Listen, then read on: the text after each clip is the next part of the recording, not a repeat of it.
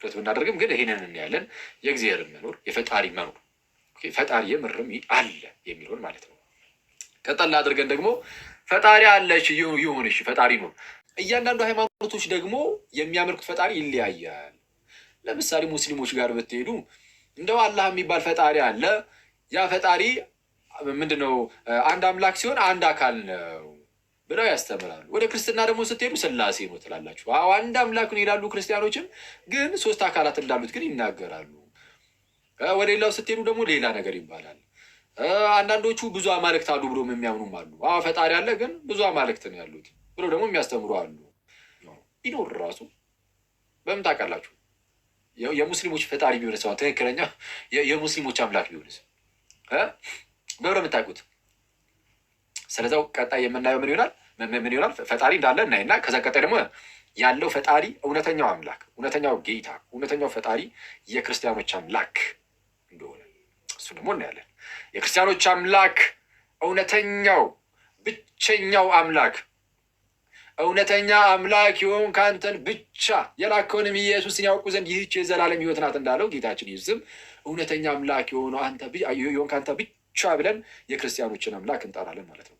የክርስቲያኖች አምላክ ብቻውን እውነተኛ አምላክ እንደሆነ ደግሞ እናያለን። ስለዚህ ቀጣይ እሱን እናያለን። ፈጣሪ እንዳለ እናያለን። ያ ፈጣሪ ደግሞ የክርስቲያኖች አምላክ እንደሆነ እውነተኛው ፈጣሪ ለማየት እንሞክራለን። ጥቂት ነገር መሰጣችሁ፣ እሺ አላበዛባችሁም። ኦኬ የክርስቲያኖች አምላክ እሱ ነው ትክክለኛ ፈጣሪ አልክን። ከዛ በኋላ ግን በክርስትና ስም ራሱ በርካታ ሃይማኖቶች አይሉ አይደለም ወይ? እንደው ጥንታውያን አብያተ ክርስቲያናቱን እንዳለ ብንይዘ ራሱ በኋላ ላይ ደግሞ የተነሱ የተለያዩ ቤተ እምነቶች አሉ። ለምሳሌ የአዋ ምስክሮች አሉ። ኢየሱስ ፍጡር ነው የሚሉ የመጀመሪያው ፍጡር ነው የሚሉ ጌታ ይቅር ይበላቸውና ይበለንና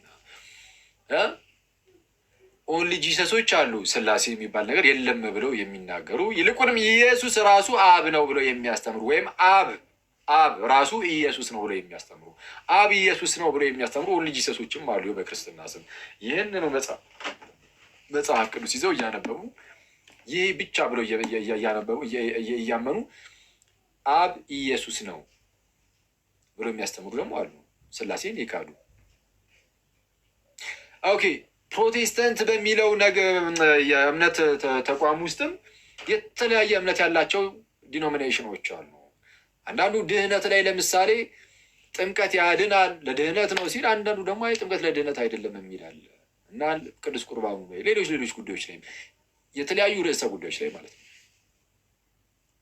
ሰው ታዲያ ትክክለኛው ክርስትና ታዲያ የትኛው ነው? የክርስቲያኖች አምላክ እንኳን ቢሆን ትክክለኛው ግን ሁሉም ግን የተለያየ አስተምህሮ ነው ያለው። የትክክለኛው አስተምህሮ ያለው የትኛው ጋር ነው? ትክክለኛዋስ የጌታ ቤተክርስቲያን የትኛዋ ናት? በምን እናውቃለን? እሱም ደግሞ አሳያችኋለሁ። ከዘን ችን አይተን እንጨርሳለን ዛሬ። አይሻልም? ይሻላል። እነዚህ 3 ነጥቦች እናያለን። እሺ የፈጣሪ መኖር ላይ ትንሽ ነገር የምናወራ ይሆናል። እንግዲህ ከፈጣሪ ህልውና ጋር በተያያዘ የሚነሱ የተለያዩ ሀሳቦች አሉ። ማለት ፈጣሪ አለ ፈጣሪ የምር አለ ለሚለው ጥያቄ የተለያዩ አካላት የተለያየ መልስ ይሰጣሉ። አንዳንዶች ፈጣሪ አለ የሚሉ አሉ። ፈጣሪ የስ አለ ፈጣሪ አለ ጋይዝ። አሁን እናንተ አለ ትላላችሁ አይደል? ብዙዎቻችሁ አለ ካላችሁ በቃ እናንተ አሁን ፈጣሪ አለ ከሚለው ተርታ የምትመደቡ ናችሁ እና በፈጣሪ ህልውና ፈጣሪ አለ ብለው የሚያምኑ ብዙዎች አሉ። እነዚህ ራሳቸው ግን ይከፈላል ማለት የተለያየ ክፍልፋይ ሊኖራቸው ይችላል። ፈጣሪ አለ ብሎ አንዳንድ ሰው ለምሳሌ ብዙ ፈጣሪ ነው ያለው የሚል ሰው ሊኖር ይችላል አይደለ? ይሄ ፖሊቲዝም ይባላል። ብዙ አማልክትን የማምለክ እምነት ማለት ነው። ብዙ አማልክትን። አንዳንዱ ደግሞ እኔ ሞኖቴስት ነኝ፣ እኔ አንድ አምላክ ብቻ እንዳለ ነው ማምነው የሚሉ ደግሞ ይኖራሉ። አንድ አምላክ ብቻ ያለ ሰው አንድ አምላክ ብቻ አለ ብሎ የሚያምን ሰው ሞኖቴስት ይባላል። ይኸውን እኛ ለምሳሌ አንድ አምላክ ብቻ ያለ ነው ብለን የምናምነው 3 አምላክ ያለን ወይስ አንድ አምላክ? 3 አማልክት ወይስ አንድ አምላክ?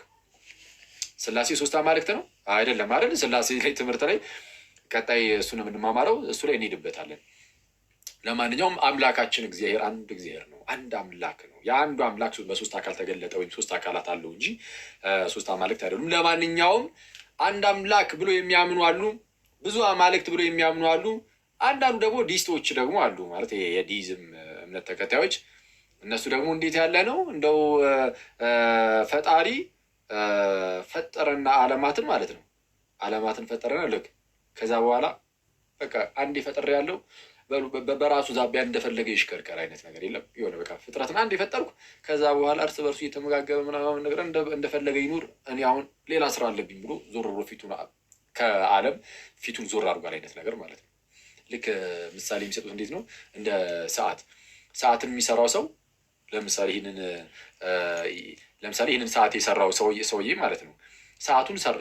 ሰዓቱን ከሰራ በኋላ እንዲቆጥር አደረገው። ይቆጥራል። አሁን እየቆጠረ ነው ሰዓቱ እንዲቆጥር ግዴታ ይህን ሰዓት የሰራው ሰውዬ ነሰሰርሊ መጥቶ ማድረግ አለበት እንዴ? የለበትም። አንድ ጊዜ ሰርቶታል። በቃ ይኸው እጅ ላይ ደርሷል። ራሱ ሰዓቱ በቃ በራሱ ጊዜ ይዞራል።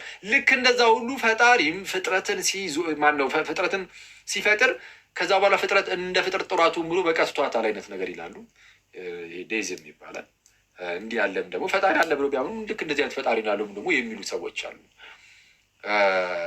ሰው ፈጣሪ አለ የለም ለሚለው ጥያቄ አለ ብሎ የሚመልሱ ሰዎች እንደዚህ አይነት ነገሮችን ያስቀምጡ። እንደዚህ በዚህ መልኩ ሊከፋፈሉ ይችላሉ።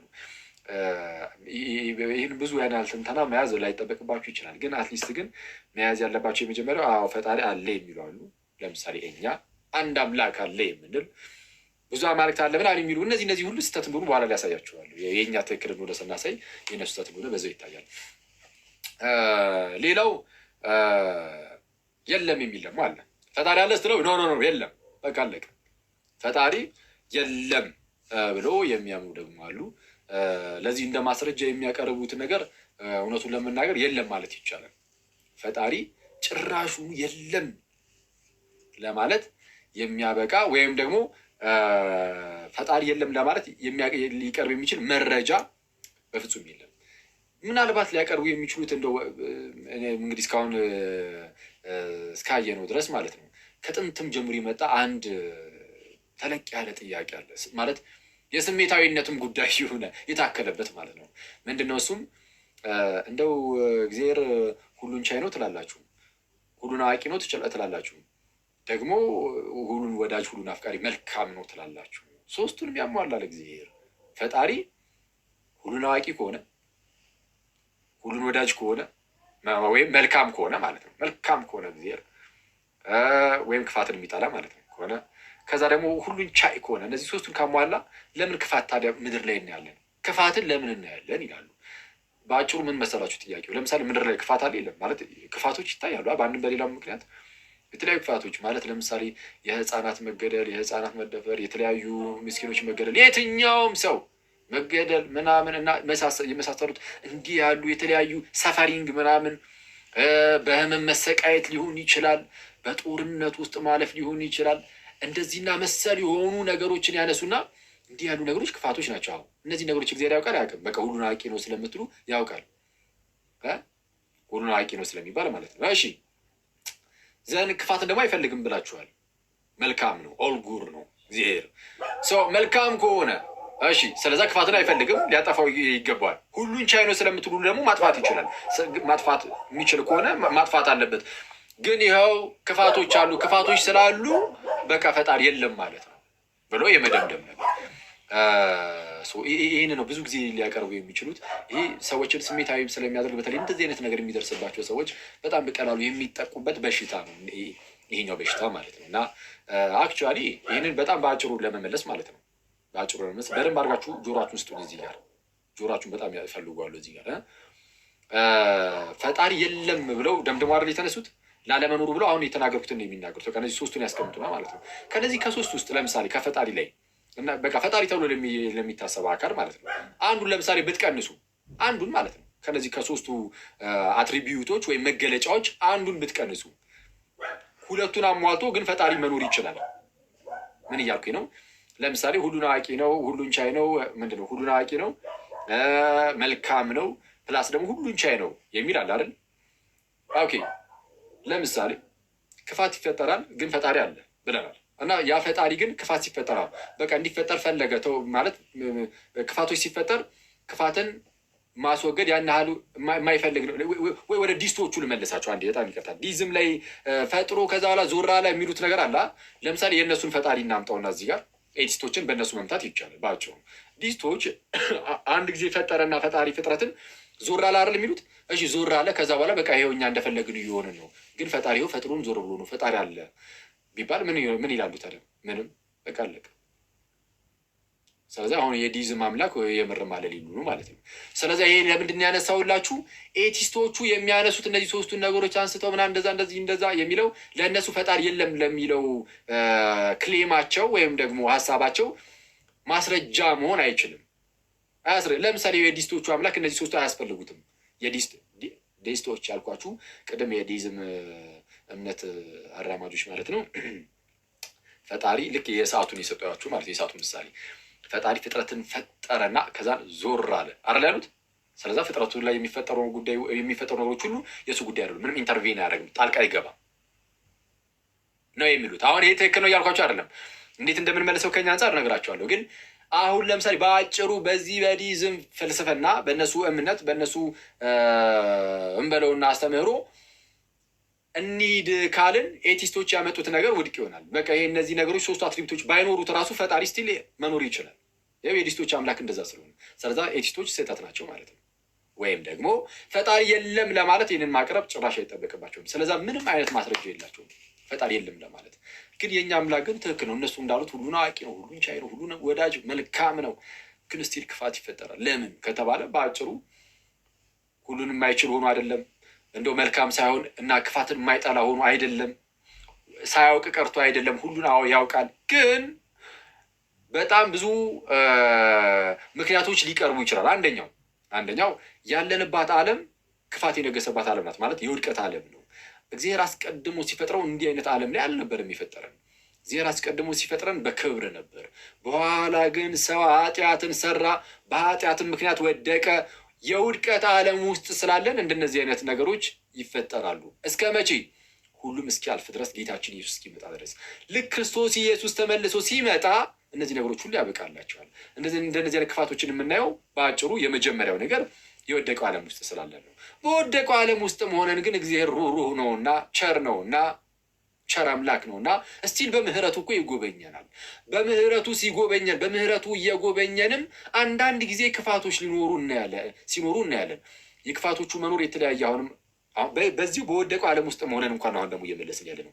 በወደቀው ዓለም ውስጥ ሆነን ክፋቶች ብናይ አንዳንዴ ነፃ ፍቃድ የሚባል ነገር አለ።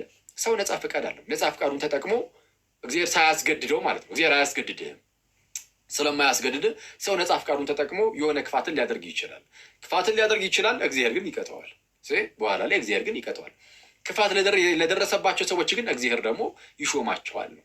እንግዲህ እንዴት ነው ጀስቲፋይ የምታደርጉት ይህንን ከተባለን እንደ ክርስትናው ከሆነ የምንጠየቀው በዚህ መልኩ ማስቀመጥ ይቻላል። አንድም ደግሞ እግዚአብሔር ቀለል ያሉ ክፋቶችን ሊፈቅድ ይችላል።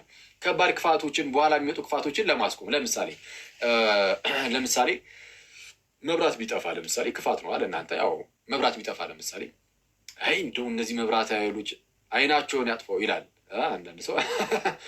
ኦኬ እሺ፣ መብራት መጥፋት ለእኛ ክፋት ሊሆን ይችላል ማለት የማንፈልገው ነገር ስለሆነ። ግን መብራቱን ያጠፉት ምናልባትም መብራቱን ባያጠፉት ኖሮ ማለት ነው የሆነ የኤሌክትሪክ ነገር ምናምን ተቀጣጥሎ ሙሉ ሰፈሩን የሚያጠፋው ቢሆን የሚያነደው ቢሆን እንዳያነደው መብራት እንዲጨልም እንዲጠፋ መብራት ኃይሎች ይፈቅዳሉ ማለት ነው አይደል?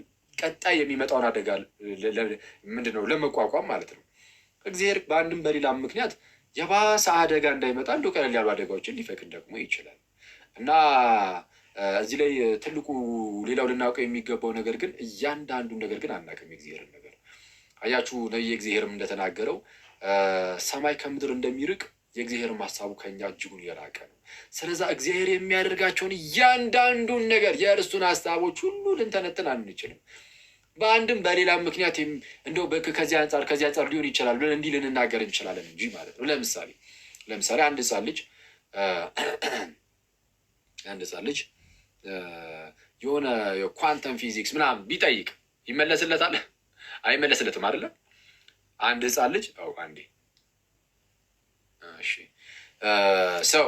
አንድ ህፃን ልጅ የሆነ ከበድ ያለ ጥያቄ ቢጠይቅ ቢመለስለት የማይገባው ሊገባው የማይችለው አይነት ከሆነ አይመለስለትም አይደል? በቃ ቀስ እያለ ቆይ ሲያድግ ያውቀዋል አይነት ነገር።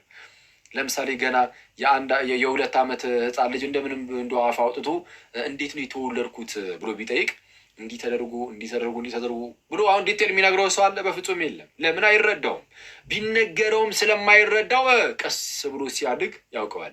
ልክ እኛም ደግሞ በእግዚአብሔር ፊት ልክ እንደዚህ እንደ ህፃናት ነን በእግዚአብሔር ዘንድ። እኛ እንዴ ከህፃናት የባስንን በጌታ ስም በእግዚአብሔር አሰራር ውስጥ በእግዚአብሔር ነገር ውስጥ በእግዚአብሔር ፊት ከህፃናት የባስንን ገና በጣም ህፃናት ነን። ስለዚህ በሚመጣው ዓለም ደግሞ የምናውቃቸው ብዙ ነገሮች ይኖራሉ። አሁን በድንግዝግዝ እንደምናይ ነን።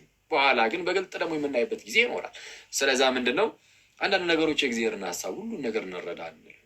ይሄ ሁሉን ነገር እንተንትን አንልም። እኛ በእኛ እምነት እግዚአብሔር የሆነ እንደው አንዳች የሆነ ዓላማ አንዳች የሆነ አጀንዳ ይኖረዋል። እያንዳንዱን ነገር ግን እኛ ደግሞ ማወቅ አለብን። ለምንድነው እስኪ እንደዚህ ያደረገው እንለዋለን? አንለውም። እኛ የእግዚአብሔር እንደ ባልደረባ ሆነን የሆነ እስቲ ምን አደረግ እዚህ ጋር እስቲ እሱን ሪፖርት አቅርብ ምናምን የምንል አይደለም። ይሄ እኛ መብታችን ነው ማለት እግዚአብሔር እስቲ ይህንን ለምንድን ያደረገው አስረዳ፣ ሪፖርት አቅርብ እያልን ሪፖርት እንጠይቃለን እንዴ? አንጠይቅም። ስለዛ ምንድን ነው ማወቅ ባለብን ሰዓት ላይ እናውቃለን። ልክ ህፃናት እያደጉ ሲሉ የሚያውቋቸው ነገሮች እንዳሉ ሁሉ እኛም ደግሞ በዚህኛው ዓለም ባናቅ እንኳን በቀጣይ ዓለም ደግሞ እያወቅን እንሄዳለን። ስለዛ እንደነዚህ ነገሮች መታወቅ አለባቸው። ይህንና ያንን ያዙና እነዚህ ኤቲስቶቹ ፈጣሪ የለም ይላሉ። ለዚህ ግን ምንድነው እንደው እንደ ማስረጃ አድርገው የሚያቀርቡት ሁነኛ ነገር የለም ፈጣሪ ላለመኖሩ ማለት ነው። የለም እንደው የፈጣሪ መኖር አላምንም አልቀበልም ብቻ ብሎ ከመገገም ውጭ ማለት ነው። ሶስተኛው ግን ፈጣሪ አለ የለም ተብሎ ሲጠየቅ መሀል ላይ ደግሞ የሚሆን አለ። ምንድነው ፈጣሪ ሊኖርም ላይኖርም ይችላል ግን አላቅም፣ የፈጣሪ መኖርና አለመኖሩ አይታወቅም የሚሉ አሉ። እነዚህ አግኖስቲኮች ናቸው። ፈጣሪ ይኑር አይኑር አይታወቅም የሚሉ ማለት ነው። እሺ ይኑር አይኑር አይታወቅም፣ አግኖስቲኮች እንደዛ ይላሉ። ይኑር አይኑር አይታወቅም። እውን ግን ፈጣሪ ይኑር አይኑር ይታወቃል አይታወቅም? አረ ይታወቃል። የፈጣሪ መኖር የፈጣሪ ህልውናው የእግዚአብሔር መኖር የስ ይታወቃል። በምን ይታወቃል? በምን ይታወቃል? እግዚአብሔር እንዳለ በመገለጡ። ምንድነው መገለጡ? እንግዲህ አሁን ሰው እግዚአብሔር አለ የለም? ትክክል፣ አዎ አለ። እሺ እንዳለ በምንድን ነው የሚታወቀው ከተባለ እግዚአብሔር ራሱን በሚገልጥበት መንገድ። አሁን እግዚአብሔር አለ ለማለት በእግዚአብሔርና እንግዲህ ይህንን የሚናገሩ ሰው ከሆነ በእግዚአብሔርና በሰው መካከል ግንኙነት ያስፈልጋል። አንስቴ በእግዚአብሔርና በሰው መካከል ግንኙነት ያስፈልጋል፣ መተዋወቅ ያስፈልጋል። ሰው እግዚአብሔርን እንዲያውቀው ወይም እንዲያገኘው እግዚአብሔር ራሱን በተለያየ መልኩ ራሱን ዝቅ አድርጎ ለሰው መግለጥ አለበት። አለበለዚያማ እግዚአብሔርን አሁን ቀጥታ ብድግ ብሎ እግዚአብሔርን ማወቅ የሚችላል? የለም። እግዚአብሔርን ማወቅ የሚችል ማንም የለም። እግዚአብሔር ከፍ ያለ ነው። እግዚአብሔር አምላካችን ከሁላችን እጅግ ከፍ ያለ ነው። ከአእምሯችን ሁሉ የሰፋ ነው እና ያንን ኃያል የሆነ ኢንፊኒት የሆነ የማይወሰነውን አምላክ ውስን በሆነች በዚህ ጭንቅላታችን ልንመረምረው፣ ልንደርስበት፣ ልናውቀው በፍጹም አንችልም። ስለዚህ እግዚአብሔር የማይወሰን ነው። የማይወሰነው አምላክ የሚታወቀው ለእኛ ለውስኖቹ ማለት ነው። ውስን በሆነ መልኩ ይመጣና ይገለጥልናል። ከዛን ሲገለጥልን በዛ ውስጥ እግዚአብሔርን እናውቀዋለን። እግዚአብሔር የሚታወቀው በመገለጡ በባህሪው የማይወሰን ነው።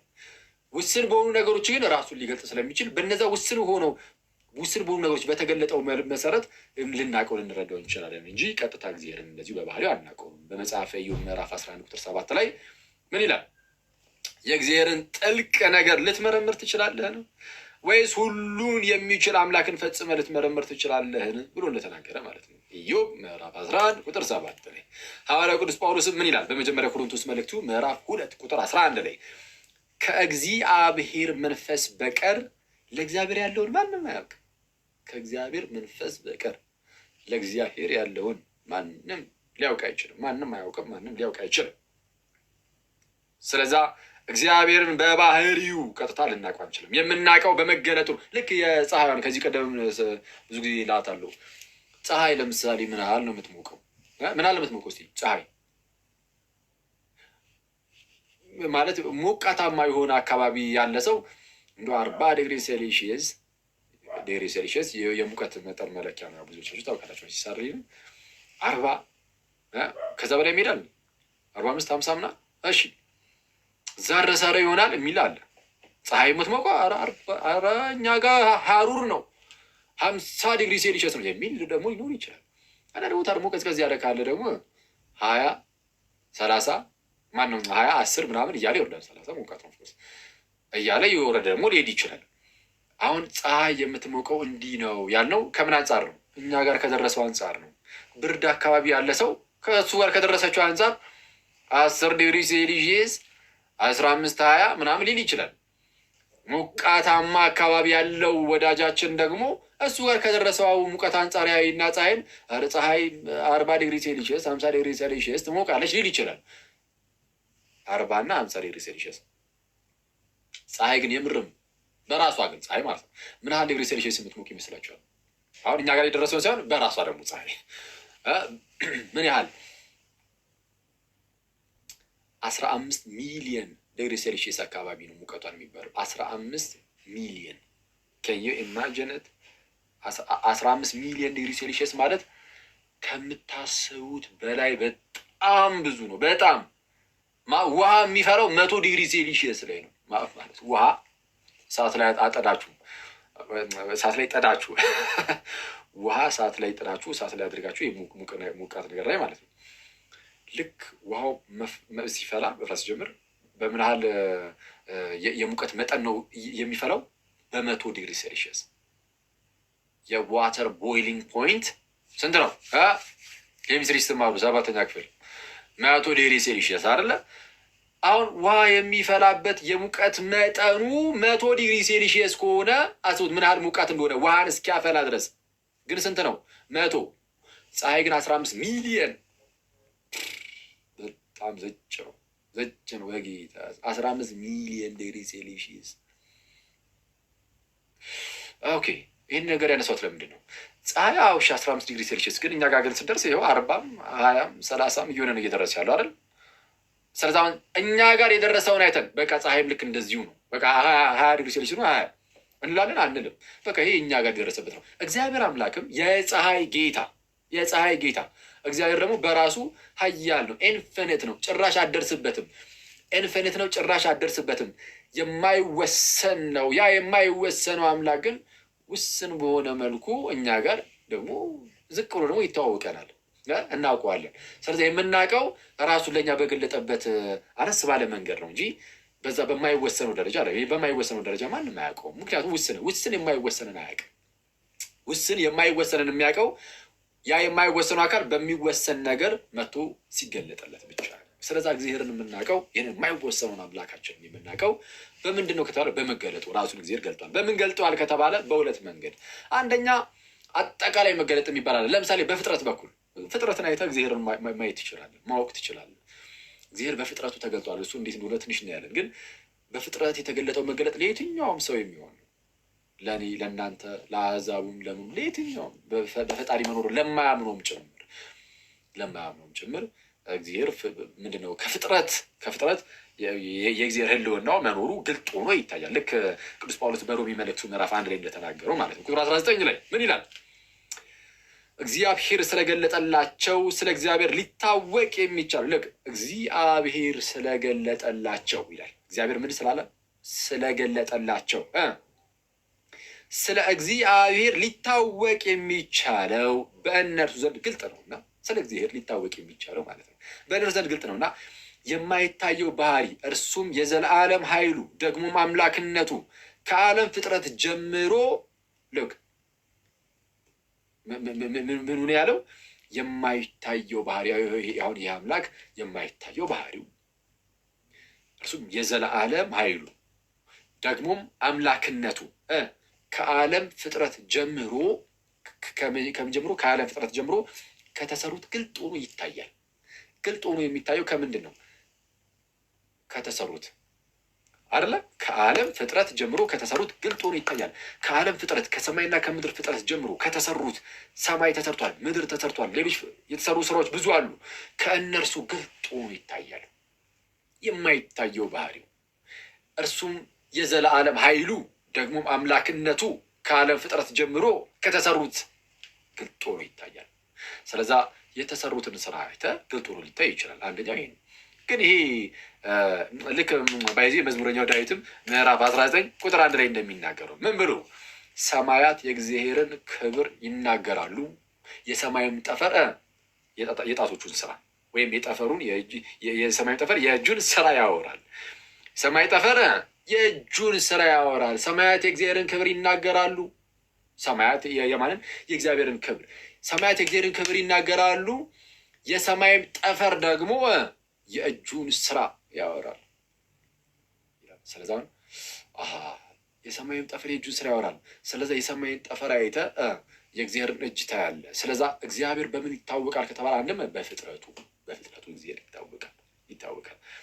ይሄ አንደኛው ነው። ይሄ አጠቃላይ መገለጥ ሲባል ይሄኛው ነው። አጠቃላይ መገለጥ እንግዲህ ለድህነት ላይሆን ይችላል። እንደው ጊዜ ፈጣሪ መኖሩን ልታውቅ ትችላለህ፣ ግን በዛው ዝም ብለህ ድህነትን ግን አታውቅም። ድህነትን ግን ለማግኘት ልዩ መገለጥ ግን ያስፈልጋል። እግዚአብሔር ልዩ መገለጥ ደግሞ አለው። በመልእክተኞቹ በኩል በነቢያቱ በኩል እግዚአብሔር ራሱን ይገልጣል። በተአምራቱ እና በተለያዩ ክብሩን በሚገልጥባቸው መንገዶች ራሱን እግዚአብሔር ይገልጥና መጨረሻ ላይ ደግሞ በልጁ በኢየሱስ ክርስቶስ በኩል የመጨረሻውን መገለጡን በእርሱ በኩል ሲያደርግ እናያለን። ኦኬ፣ ልክ ዕብራውያን ምዕራፍ 1 ቁጥር 1 ላይ እንደተነገረው ዕብራውያን ምዕራፍ 1 ቁጥር 1 ላይ እግዚአብሔር ይላል። ልክ ከጥንት ጀምሮ እግዚአብሔር በብዙ አይነትና በብዙ ጎዳና ለአባቶቻችን በነቢያት ተናግሮ፣ ልክ ከመጀምሮ ከጥንት ጀምሮ ማን? እግዚአብሔር ለአባቶቻችን ከኛ በፊት ላሉት አባቶቻችን አለ ጳውሎስ በነቢያት ተናግሮ። እግዚአብሔር ከጥንት ጀምሮ ለአባቶቻችን በነቢያት ተናግሮ ነበረ። አሁንስ ሁሉን ወራሽ ባደረገው ደግሞም ዓለማትን በፈጠረበት በልጁ በዚህ ዘመን መጨረሻ ለእኛ ተናገረን እኮ አለ። በዚህ ዘመን መጨረሻ ግን ዓለማትን በፈጠረበት ሁሉን ወራሽ ባደረገው በልጁ ለእኛ ተናገረን። ስለዛ ባሪያዎቹን ላከ እግዚአብሔር ባሪያዎቹን ላከ መጨረሻ ላይ ልጁ የመገለጡ መደምደሚያ ነው። በነቢያት በኩል እግዚአብሔር ራሱን ገልጧል። ይሄ ስፔሲፊክ የሆነ በጣም ልዩ የሆነ መገለጥ ነው። እግዚአብሔር እንዲህ ይላል እየተባለ የተነገረበት ነው። በፍጥረት የፈጣሪን ሕልውና ብታውቅ ነው በቃ ፈጣሪው አለ ብለህ ከፍጥረት አንጻር ልትናገር ትችላለህ። በነቢያት በኩል ግን የሰራዊት ጌታ እግዚአብሔር እንዲህ ይላል እያሉ ይናገራሉ። እንዲህ ወደፊት ይፈጸማል፣ ከዚህ በፊት የነበሩትን እንዲህ አድርጎ ነበረ፣ ደግሞ አሁንም እንዲህ ነው እያሉ እግዚአብሔር የሚያዛቸው ትእዛዞችን ቀጥታ እየመጡ ለሰዎች ይናገራሉ። ግን በማን በኩል ነው? በነቢያት በኩል። ነቢያት ከእግዚአብሔር ጋር አንድ ናቸው እንዴ? አይደሉም። ነቢያት ከእግዚአብሔር ጋር አንድ አይደሉም። ስለዛ እግዚአብሔር ባወቀ ለነቢያቱ እንዲሆንሽ ነገር ይሰጣቸዋል። ነቢያቱም ይዘው ደግሞ ለህዝቡ እግዚአብሔር ህዝቡን በዚህ መልኩ ይጠብቃል። መጨረሻ ላይ ግን ከእግዚአብሔር ጋር አንድ የሆነ የራሱን ልጁን የገዛ ልጁን ላከው። ሲልከው በስጋ እንዲወለድ አድርጎ ላከው። ገላትያ ምዕራፍ 4 ቁጥር 4 ላይ እንደተነገረው ምን ተብሎ ተናገረ? እግዚአብሔር ከሴት የተወለደ ልጁን ላከ እንዳለ። ስለዛ እግዚአብሔር አምላክ አስቀድሞ ነቢያቱን ከእርሱ ጋር አንድ ያልሆኑ ነቢያትን ባሪያዎቹን ይልክ ነበር። አሁን ደግሞ የገዛ ልጁ ኢየሱስን ላከው። የገዛ ልጁን ላከው። ያ ቃሉን ማለት ነው። ቃሉን ላከ፣ ፈወሳቸው። ልጁን ላከ፣ አዳናቸው። ክንዱን ላከ፣ አቀረባቸው። ሰው ክንዱ የተባለ ቃሉ የተባለ ልጁ የተባለ ጌታችንና መድኃኒታችን ኢየሱስ ነው። እርሱ መጥቶ ከእመቤታችን ከቅድስት ድንግል ስጋ ነስቶ በስጋ ተገለጠ። የዲያብሎስን ስራ ያፈርስ ዘንድ የእግዚአብሔር ልጅ በስጋ ተገለጠ እንደተባለ በስጋ ተገለጠ። ሰው ቃልም ስጋ ሆነ፣ በእኛም አደረ፣ ጸጋን እውነትም የተመላ ነው እንደተባለ አሁን ስጋዌ ላይ ስንደርስ እሱን ትንሽ ነገር ዳስላችኋለሁ። ግን ዛሬ ሳይሆን ሶስተኛው ቀን ላይ ማለት ነው። ሰው ምንድነው? አብ መጨረሻ ላይ ይህን ልጁ ላከው። ይህ ልጁ ደግሞ እንደ ነቢያቱ ከአብ የተነጠለ አይደለም፣ ከአብ ጋር አንድ ነው። የልጁ በአባቱ እቅፍ ያለ ነው። ስለዛ መገለጡ ልዩ ነው። እንዴት ከተባለ ወልድ አሁን ነቢያቱ እግዚአብሔርን ያውቁታል ቢባል ግን የሚያውቁት ግን ራሱን እንደው በስሱ በገለጠላቸው ልክ ነው። ስለዛ እግዚአብሔርን ቀጥታ እንኳን ማየት አይችሉም ነቢያቱ። ልጁ ግን ማየት አይደለም፣ በቃ ከእርሱ ጋር አንድ ነው፣ በአባቱ እቅፍ አለ እንኳን ተብሎ የሚነገርለት ነው። ስለዛ ምን አለ? ዮሐንስ ወንጌል ምዕራፍ 1 ቁጥር 17 ላይ መቼም ቢሆን እግዚአብሔርን ያየው አንድ እንኳ የለም ተባለ። ብዙ ነቢያት እኮ አልፎ ነበር፣ ግን እነሱን ሁሉ ቢያውቅም እንኳን ጸሐፊው መቼም ቢሆን እግዚአብሔርን ያየው አንድስ እንኳ የለም። ቀጥታ እግዚአብሔርን አያዩትም። በሆነች ነገር ይገለጥላቸዋል፣ እሷን ይይዛሉ። እሷን አይተው የክብሩን መገለጥ እያዩ እግዚአብሔርን አየን ያሉ ብዙዎች አሉ። እነ ማኑሄ ለምሳሌ እግዚአብሔርን አየን አይተናልና እንሞት ዘንድ አለን ብለው እንደተናገረ፣ ግን እግዚአብሔር የሆነ ክብሩን የሚያሳየው የሆነ መገለጡን ያሳያል እንጂ ቀጥታ እግዚአብሔርን የሚያይ ማንም የለም። እና እግዚአብሔርን ያየ አንድስ እንኳ የለም ቲታሮ። ለዛ ነው ግንስ በአባቱ እቅፍ ያለ አንድ ልጁ እርሱ ግን ተረከው። እግዚአብሔርን ያዩ አንድስ እንኳ የለም። አዎ በአባቱ እቅፍ ያለ ግን ብቸኛ ልጁ አለ፣ አንድያ ልጁ ክርስቶስ፣ እርሱ ግን ተርኮታል ተባለ። ተረከው በመተረክ ደረጃ ማወቅ ማየት ብቻ አይደለም፣ ሊተርክ እንኳን የሚችል ነው። ሊተርክ እንኳን የሚችል ነው። ስለዛ እርሱ በደንብ ያውቀዋል። የመጨረሻው መገለጥ በቃ በኢየሱስ በኩል በልጁ በኩል ነው። ከልጁ የሚበልጥ አይነት ሌላ መገለጥ ከየትም ሊመጣ ይችል በፍጹም። የመጨረሻው መደምደሚያው ትልቁ መገለጥ በልጁ በኩል ነው እና በልጁ በኩል ደግሞ ያው ለቤተ ክርስቲያን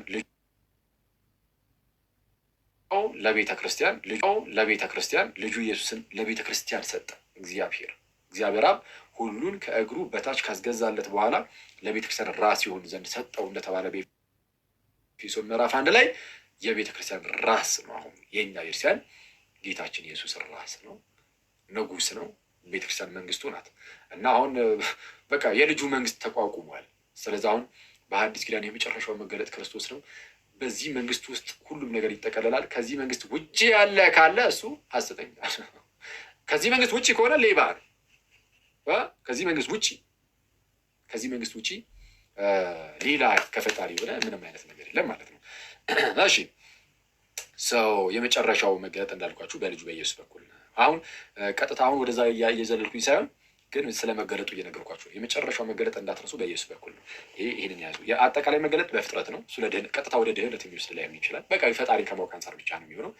ልዩ መገለጥ ግን አስቀድሞ በነቢያት እና በተለያዩ ታምራት በኩል በኋላ ደግሞ በራሱ መጨረሻ ላይ ማለት ነው በልጁ በኩል ያደረገው መገለጥ እንዳትረሱ። ይህንን ያዝ አድርጉና የፍጥረቱ ላይ ከፍጥረት አንጻር እንዴት ሊታወቅ ይችላል ፈጣሪ የሚለውን ትንሽ ነገር ልበላችሁና እንጨርስ። ፈጣሪ አለ ትላላችሁ፣ እስቲ በምን ይታወቃል ካሉ አንዳንድ ሰዎች አሁን መጽሐፍ ቅዱስ ብትሉ ምናልባት አይ መጽሐፍ ቅዱስን አልቀበሉ ሊሉ ይችላሉ። ኢየሱስ ብትሉ አይ ኢየሱስም አልቀበሉ ሊሉ ይችላሉ። ፍጥረት ግን ያው ፊት ለፊት ላይ አለ። ፍጥረትን አልቀበልም ማለት አይቻልም። ስለ ከፍጥረት ማሳየት እንችላለን። እንዴት ማሳየት እንችላለን? ቀለል አድርጌ ልንገራችሁ። የአርጊመንቶችን ስም ምናምን እየደረደርኩኝ አላዝጋችሁም። ቀለል አድርጌ ብቻ ላስቀምጥላችሁ። እግዚአብሔር ከእናንተ ጋር ይሁን ከእኔም ጋር ይሁን። እሺ ፈጣሪ እንዳለ ከፍጥረት አንጻር በምን ማየት እንችላለን? አንደኛው ፍጥረት ሁሉ ቀለል አድርጌ የተወሰኑ ላሳያችሁ። ፍጥረት ሁሉ ምንድን ነው መኖር የጀመረ? እሺ በዚህ እንጀምር። በደንብ አድርጋችሁ ስሙኝ። መኖር የጀመረ ነገር የሆነ ነገር የፈለጋችሁትን አስቡ። ዝም ብላችሁ ጭንቅላታችሁ ከምታዩት ሊሆን ይችላል፣ በዙሪያችሁ ካለው ሊሆን ይችላል፣ ምናምን የሆነ ነገር እዩና ያ የምታዩት ነገር መኖር የጀመረ ነው ወይስ በቃ ከድሮም ከዘላለምም አለ ወይስ የሆነ ሰዓት ላይ ነው? ወይ የሆነ ሰው ሰርቶት ምናምን። ስልካችሁን ማየት ትችላላችሁ። ዞር በሉ። የተቀመጣችሁበትን ማየት ትችላላችሁ። ራሳችሁን ማየት ትችላላችሁ። የለበሳችሁትን ማየት ትችላላችሁ። የፈለጋችሁትን እዩ። መኖር የጀመረ ነገር ከሆነ መኖር የጀመረ ማለት ከዘላለሙም ያለ በቃ እንደዚሁ ነው የኖረው ምናምን የሚባል ሳይሆን መኖር የጀመረ ከሆነ ህልውናው በህልውና ደረጃ በመኖር ደረጃ ማለት ነው። በመኖር ደረጃ የጀመረ አይነት ከሆነ የሆነ ሰዓት ላይ የጀመረ ከሆነ በቃ የሆነ አስጀማሪ አለ። ምን አለው? እሱን እንዲጀምር ያደረገው አካል የሆነ አለ። በቃ ያስጀመረ የሆነ አካል አለ። ይሄ ጨርቅ ከዘላለም ደግሞ አለ እንዴ? የለም። የሆነ ሰዓት ላይ ነው የመጣው ነው። መኖር የጀመረው የሆነ ሰዓት ላይ ነው። አዎ እንግዲያውስ አስጀማሪ አለው አለ አይደል? አዎ ይህንን ልብስ የሰፋ የሆነ አካል አለ። ስለዛ አስጀማሪ አለ።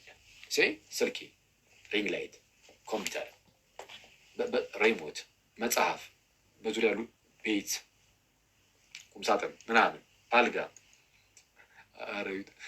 ቁምሳጥን ብዬ እዛው ጋር አልጋ፣ እዛው ጋር ምን ያህል ቢጠብ ነው በሉ፣ ምን ያህል ቢጠብ ነው በሉ። ጋይዝ እሺ፣ የምታዩቸው ነገሮች ሁሉ የምታዩቸው ነገሮች ሁሉ መኖር የጀመሩ ከሆነ የሆነ ሰዓት ላይ የጀመሩ ከሆነ የሆነ አስጀማሪ አላቸው አይደል? ለመጽሐፉ አስጀማሪ አለው፣ ለአልጋው የሆነ አስጀማሪ አለ፣ የተቀመጥኩበት ወንበር አስጀማሪ አለ፣ ለስዕላቱ አስጀማሪ አላቸው። ስለዚህ የሆነ አስጀማሪ አለ። መኖር የጀመረ ነገር ካለ ዝም ብሎ ብቅ የሚል የለም። የሆነ ፍሮም ኖዌር ማለት ካለምንም የሆነ ካለመኖር ዝም ብሎ ብቅ የሚል የለም።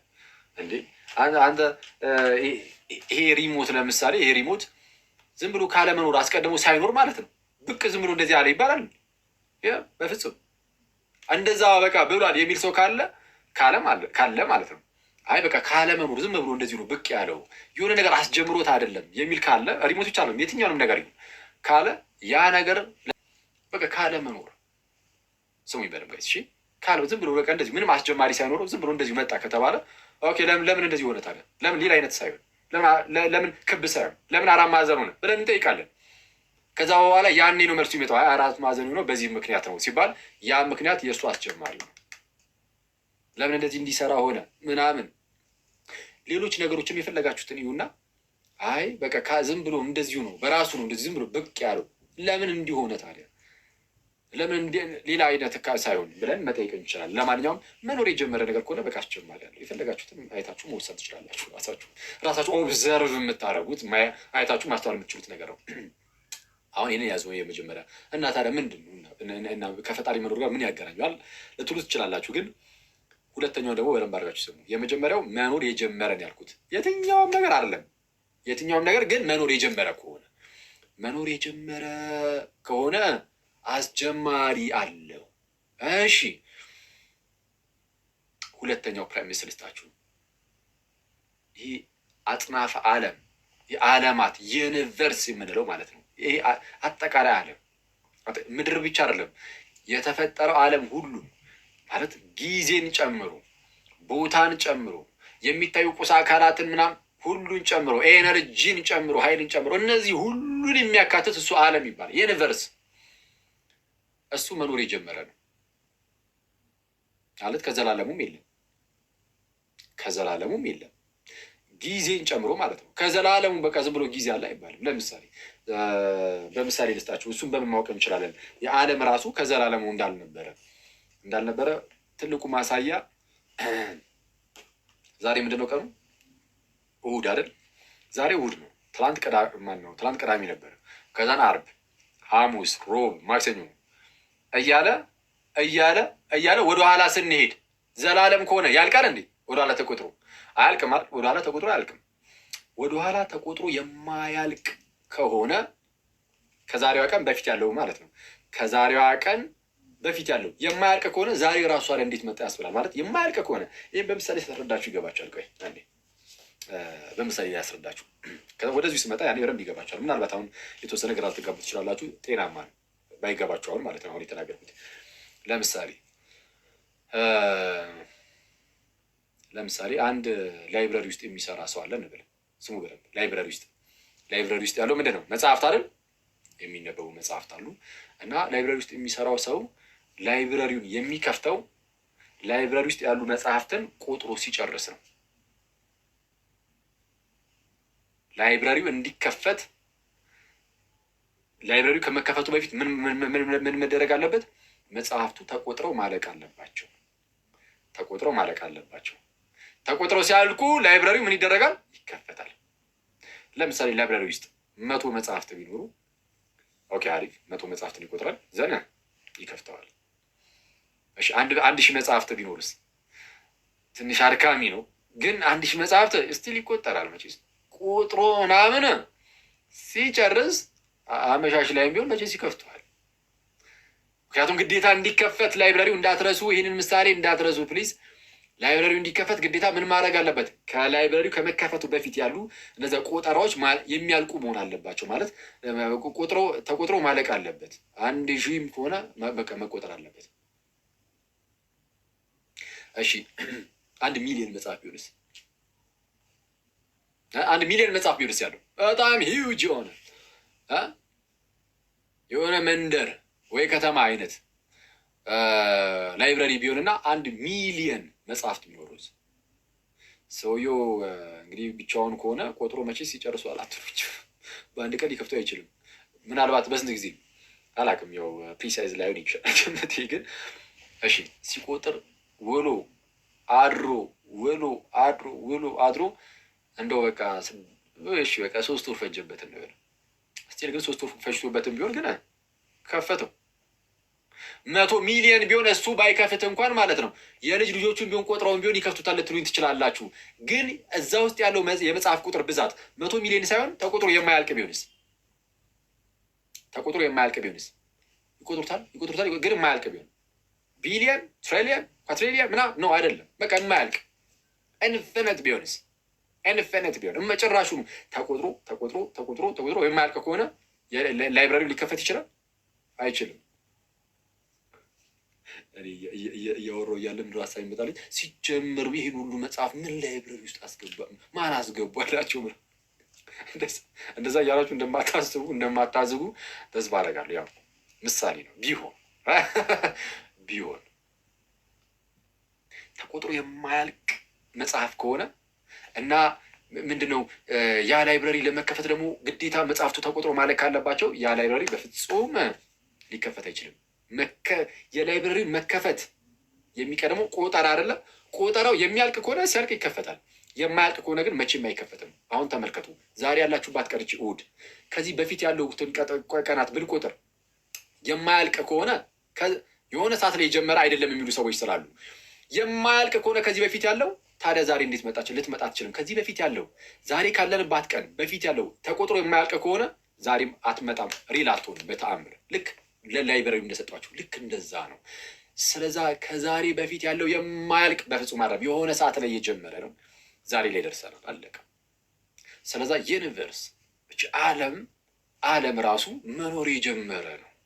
መኖር የጀመረ ስለሆነ መኖር የጀመረ ነገር ሁሉ ደግሞ ምን አለው ብያቸዋለሁ። መጀመሪያ አስጀማሪ። መኖር የጀመረ ነገር ሁሉ አስጀማሪ አለው። መኖር የጀመረ ነገር ኤግዚስት ማድረግ የጀመረ ህልውናው የጀመረ ነገር ሁሉ አስጀማሪ አለው። ዝም ብሎ ከምንም ነገር ዝም ብሎ ብቅ አለ አይባልም። የለም ሰው ዩኒቨርስ ዓለም ደግሞ መኖር የጀመረ ነው። ስለዚህ አስጀማሪ አለው። ፈጣሪ የምንለው ያንን አስጀማሪ ነው። ፈጣሪ የምንለው እኛ ያንን አስጀማሪ ነው። አለቀ። ፈጣሪ የምንለው ያንን አስጀማሪ ነው። ይህ ፈጣሪ እንደምን ያለ ፈጣሪ ነው? ይህ ፈጣሪ እንደምን ያለ ፈጣሪ ነው? አካላዊ ነው። አካላዊ ነው ማለት ኢንቴሊጀንት የሆነ ማመዛዘን የሚችል እውቀት በእርሱ ያለ ፈቃድም ያለው ጭምር በቃ እንደዚህና እንደዛ የመሳሰሉ የተለያዩ ነገሮችንም ጭምር ያለው ነው። ለምሳሌ ሰማይን ምድርን ሲፈጥር ምናምን እነዚህን ፍጥረታት ሲፈጥር እንዲህ እንዲሆኑ አድርጎ ፈጥሯል። አመዛዛኝ ባይሆን እንደዚህ አይነት ነገሮችን ሊፈጥር አይችልም። ዝም ብሎ ብቻ የሆነ ነገር ነው ሊባርቅ የሚችለው። ስለዛ የሆነ ኃይል አይደለም ያ ፈጣሪ። የሆነ ኃይል የሆነ ፎርስ አይደለም ያ ፈጣሪ። አካላዊ ነው። የሆነ አካላዊ አምላክ እውቀት በእርሱ ዘንድ ያለ እንደዚህ አይነት አምላክ እንደሆነ በዚህ ማወቅ እንችላለን። ምን ያህል ኃያል ነው ካላችሁ ሰማይን ምድርን እስኪፈጥር እንደኛ አይነት ሰዎችን እስኪፈጥር በጣም ኃያል ነው አይደል? አራው በጣም ኃያል ነው። የዚህን ያህል ድረስ ቢያንስ ከዚህ ማወቅ እንችላለን። ቢያንስ በዚህ ደረጃ ኃያል ነው ማለት እንችላለን። ግን ከዚህም በላይ ነው። ይህ የተገለጠ ነው። ለእኛ የተገለጠችው እቺ ነች። ከዚህ ጋር ሲነጻጸር የእርሱ እውነተኛው ኃይሉ እችኛዋ እንደ ኢምንት ነች። በቃ ለእኛ በሚገባን ደረጃ ግን በዚህ ደረጃ ለምሳሌ ኃያል ነው እንላለን። በአጭሩ ግን ሁሉን ቻይ ነው። ወይም ደግሞ ጥሩ በሆኑ አገላለጽ እግዚአብሔር የማይችለው ምን አለ የለም ብለን እስክንናገር ማለት ነው። ልክ እንደዛ። ስለዚህ አሁን ፈጣሪ ስንል ያንን ነው። ፈጣሪ ስንል ያንን አስጀማሪ፣ የዓለማቱን አስጀማሪ። እዛ ነው ቅዱስ ጳውሎስም የማይታየው ባህሪ ደግሞም ወይም እርሱም የዘላለም ኃይሉ ደግሞ አምላክነቱ ከዓለም ፍጥረት ጀምሮ ከተሰሩት ስራዎች ገልጦ ይታያል የሚለው ለዛ ነው። እሱን ነው። መዝሙረኛው ዳዊትም ሰማያት የእግዚአብሔርን ክብር ይናገራሉ፣ የሰማይም ጠፈር የእጁን ስራ ያወራል ይላል። የሰማይም ጠፈር የእጁን ስራ ያወራል። ሰው የሰማይ ጠፈር የእግዚአብሔር የእጅ ስራዎች ናቸው። አስጀማሪያቸው እርሱ። እሺ እናንተ ሰዎች ሰው ከፍጥረት አንጻር እንደዚህ ይታወቃል።